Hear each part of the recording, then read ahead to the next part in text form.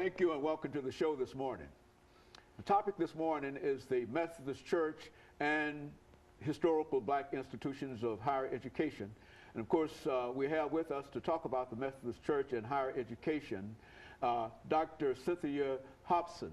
And Dr. Hopson will give us additional information in reference to her background, education, and some of your experiences, Dr. Hopson, that brought us together this morning. And what we'd like to do is to talk about over the first segment some of the things that you've been involved with and some of your publications, because we know that not only are you an administrator with the United Methodist Church, but you're also a great author. And so let's talk about you within that context, your experiences and your profile within that context. Thank you, Dr. Haney, for having me here. I'm in my 6th year as Assistant General Secretary for the Black College Fund and Ethnic Concerns. I have one of the longest titles in the whole United Methodist Church. But I'm a journalism educator by training. Was Associate Professor of Journalism at the University of Memphis for 10.5 years before I came here to Nashville to work.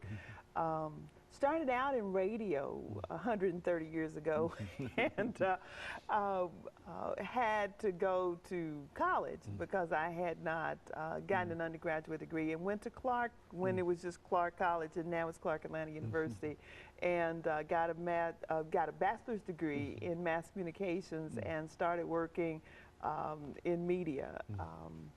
Had a great time with that, and I really miss my students these days, but really enjoy the work that I'm doing here for the United Methodist Church. Got into writing books simply by accident. I grew up in Haywood County in Stanton, Tennessee. Haywood County is home to Tina Turner and Tony Delk and Alex Harvey of Delta Dawn fame, and was growing up there in the country.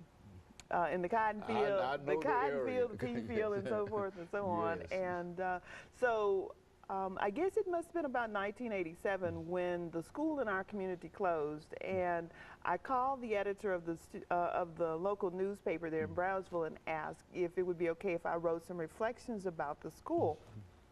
Didn't really understand the history of the school, except it had been in my community all my life. And so she said, sure. And so I wrote that article and got such positive feedback from it. I talked to the editor again and said, well, how about if I just write some reflections from time to time about growing up in rural West Tennessee. And so she called my column that I wrote twice a month, Hopson's Haywood. And whenever I'd go places, people would tell me how much they enjoyed it or whatever. But I hadn't thought about doing anything with it. But my sister, well, there are 8 children in my family. I'm number 2 of 8. And my sister, child number 1, is a sociologist. And so she said, you really need to do something more with those. And I said, like what? And so she said, well, put them in a book or something. And so I didn't really give it much thought until I guess that was 2003. And I had, by that time, finished the PhD and had gotten a contract on my dissertation to write a book from that. But just couldn't get into it. I had had a fairly traumatic experience with my doctoral process, and so I just didn't want to be bothered with that piece of work. And so I started working on this collection of columns and wrote a letter to the editor in Brownsville and said, would you give me permission to collect these columns and put them in a book? And they wrote me back and said, oh, yeah, we would love for you to do that, and we'll buy the first 2 copies, and we'll hook you up with a printer. So I really didn't have any excuse. And so my first book is called Wiggle Tales, and it's called Wiggle Tales because my first grade teacher, Mrs. Mamie Dale Reeves Bowles Dodson, taught first grade for 43 years and called the first graders Wiggle Tales. She said because they could hardly keep still. And so it's just a collection of those columns that I wrote for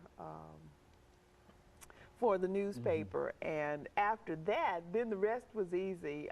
I did make my dissertation into a book, and it's called Times of Challenge and Controversy, It's a look at how the media did or did not cover voter registration in Haywood County in 1960 and 1961. And I kept thinking that something important had happened in 1960 and 61, but I couldn't put my finger on it. And I had a really hard time selling that idea to my dissertation committee.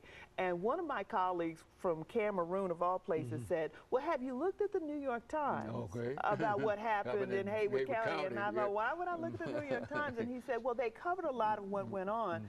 And I was amazed. I looked, and there were all kinds of stories about what had happened in Haywood and Fayette County with the tent city and how poor folks and got evicted boycotting and how they were evicted from their homes during in your hometown. Absolutely, that's right. during the winter of 1960 and 61.